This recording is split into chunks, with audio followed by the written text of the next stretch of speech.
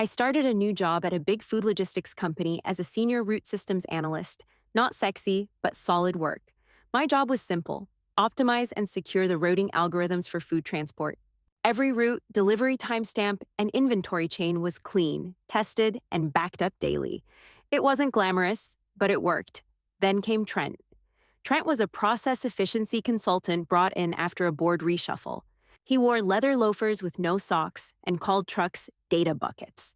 His presence was a slap in the face to everything I'd worked on. Within 3 days, he posted in our team chat, "Redundancy is cowardice in spreadsheet form." I brushed it off at first, but unease crept in. This wasn't my first run-in with a fast-talking clown who thought legacy meant useless. Still, I kept my head down, kept the backups rolling, and watched Trent dig his own pit, shovel in hand. Trent didn't waste time. He started questioning every protocol I'd built: audits, backup schedules, cross-checks on delivery mismatches. He called it all logistical paranoia. It was clear he had no idea what he was talking about, but he didn't need to. He was here to shake things up, and shaking things up meant getting rid of anything that looked like stability. During a team meeting, he suggested cutting the hourly sync for delivery confirmations. "Vendors can just call us if there's an issue," he said, leaning back like he was dropping knowledge on us. I wasn't having it. "We've had issues before. A missed shipment nearly tanked a hospital contract last year. If we don't have that confirmation in real time, we lose track. It's not about being paranoid. It's about being prepared." He smirked, like I was the one being unreasonable. "If you say so," he said, not even looking at me. Then the spreadsheet came. The infamous Efficiency Overhaul Q2. It was a mess. He'd marked my protocols as optional, non-critical, or flat-out remove. He didn't just want to tweak things, he wanted to gut them. And the execs? They ate it up. Cost-cutting, streamlining, a more agile approach. None of it mattered, as long as it sounded good. "Just a pilot," they said. Nothing permanent, they promised, with that hollow corporate tone that made everything sound like it was just a test. I didn't have the energy to argue anymore. Instead, I downloaded the latest full route dataset, encrypted it, and wrote the hash down on a gas station receipt. No one would see it coming, not yet. Trent thought he was winning, but I knew what he was setting up. All I needed was the right moment. It didn't take long for Trent to start making his move. He began stripping away my tools one by one. First, it was the real-time route validation. Then he killed the distance calculators. After that, he wiped out all the delivery guardrails I'd put in place. Simple safety nets to catch any errors before they cascaded into bigger problems. One by one, every layer of protection I'd built was gone. But the worst part? My admin access disappeared overnight. I didn't even notice until I was running a routine check.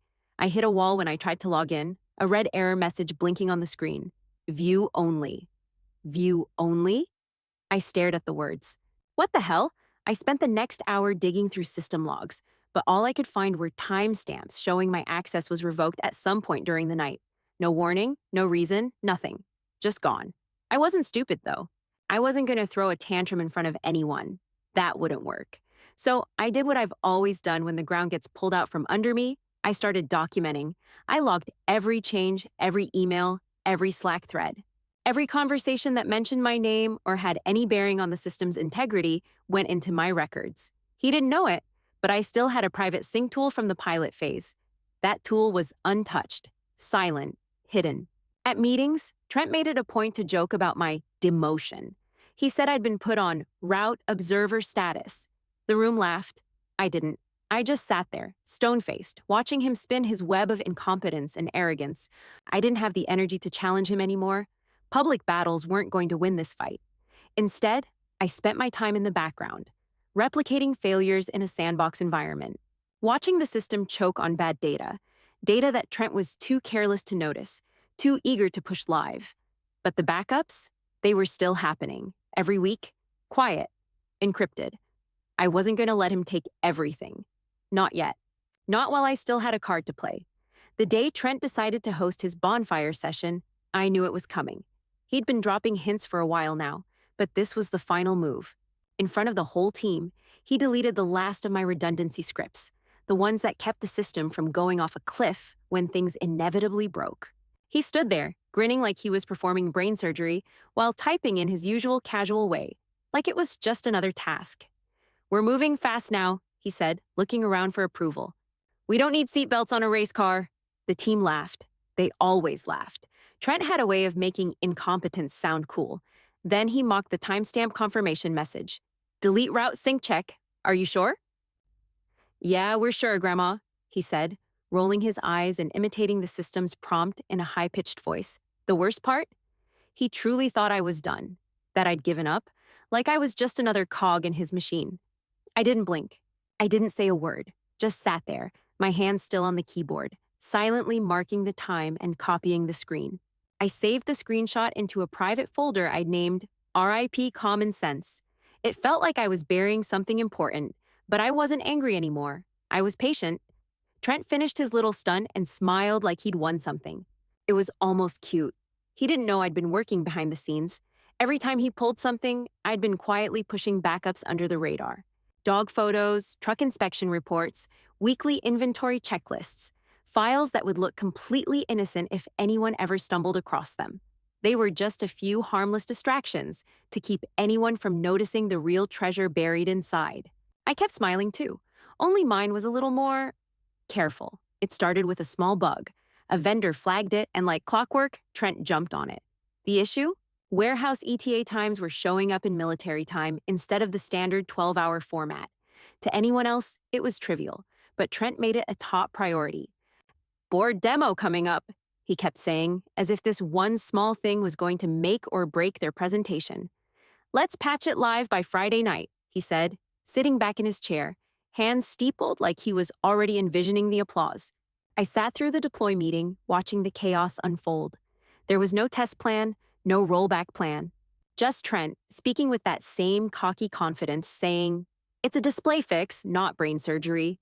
But I'd been in this long enough to know that this wasn't just a cosmetic fix. I saw the code. It pulled in 2 legacy modules that hadn't been validated since last year's winter storm reroute. We'd been dealing with system failures for weeks after that reroute, but Trent didn't care about that history. He just wanted to patch it up, make it work for the demo.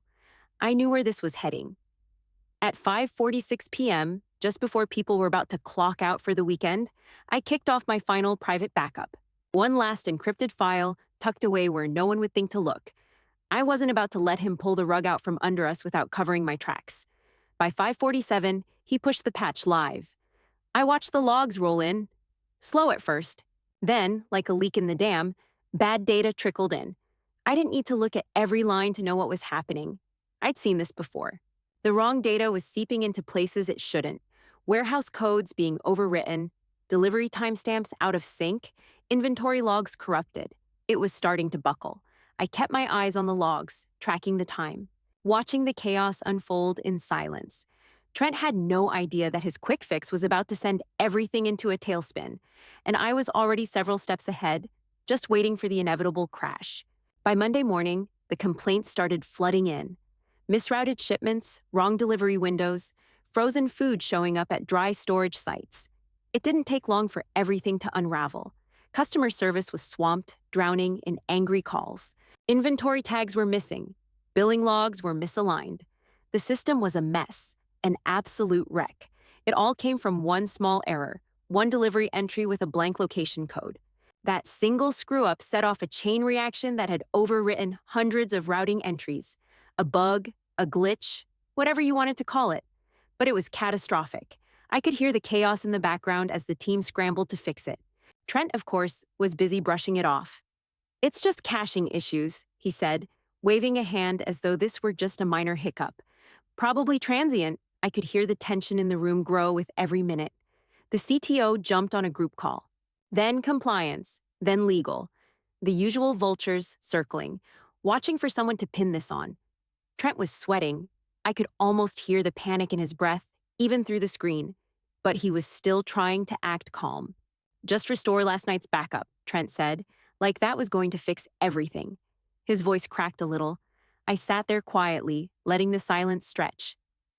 Everyone was waiting for me to say something, to jump in and fix it like I'd always done. But I knew what he didn't. There wasn't a backup. Not from last night, not from any night in the last week. Not since he'd removed my access and wiped out every meaningful system redundancy I had. I stared at the screen. Trent blinked, shifting uncomfortably. his hands moving nervously as he glanced over at the others in the call. He didn't know. No one knew. He had no idea what was coming. Trent, I finally spoke, breaking the silence. There is no backup. His face went pale. The CTO looked confused.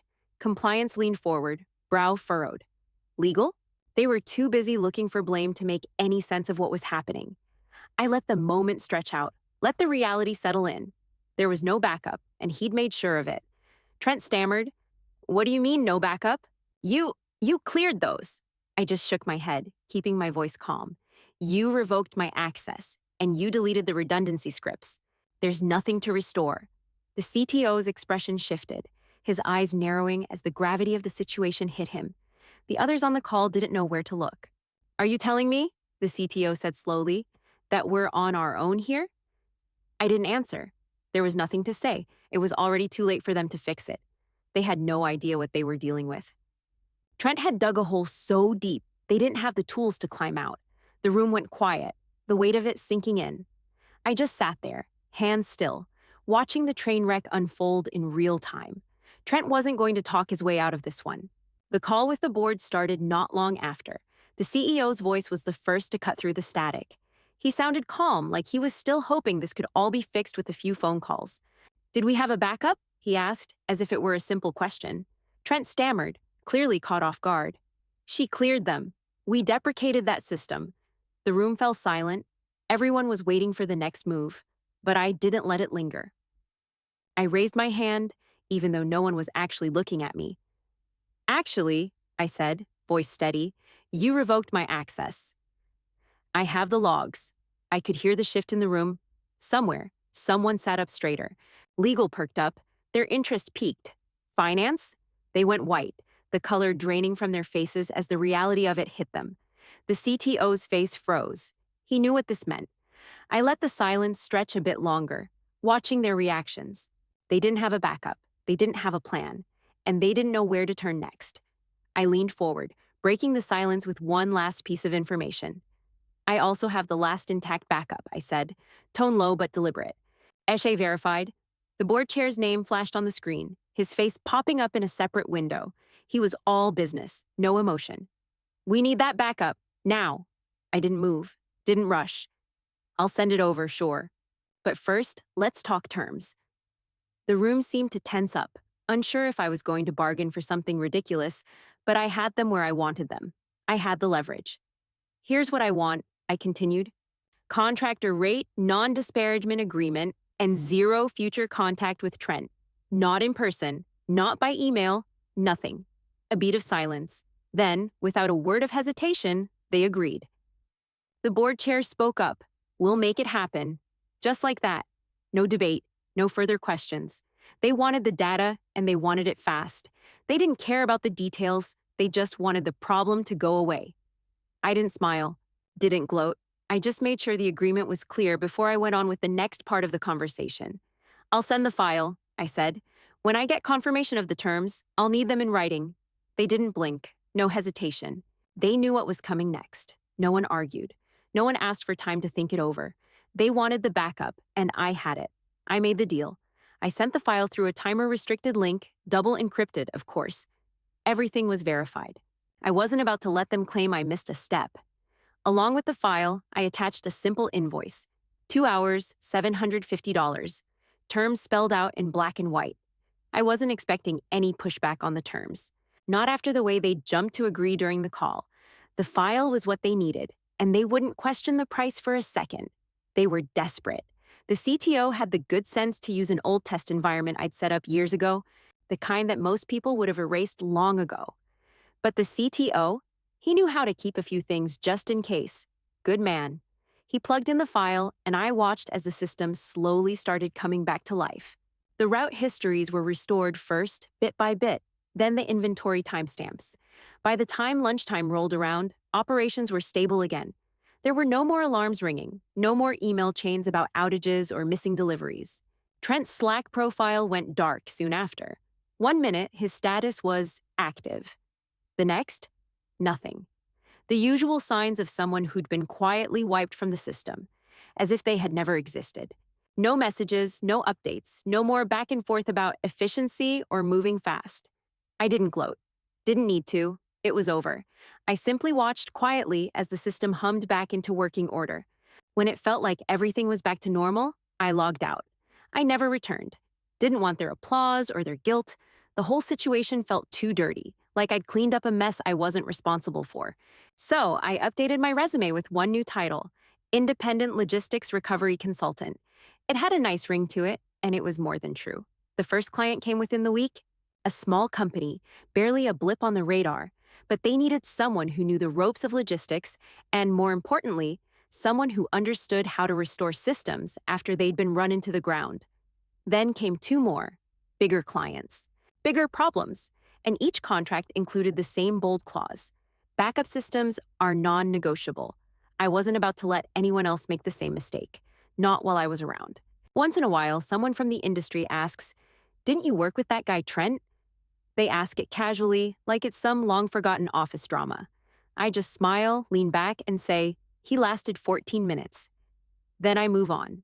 There's no need to elaborate. People understand. They get it. In the end, I don't need to say anything more. Trent's name isn't remembered the way mine is, and I'm okay with that.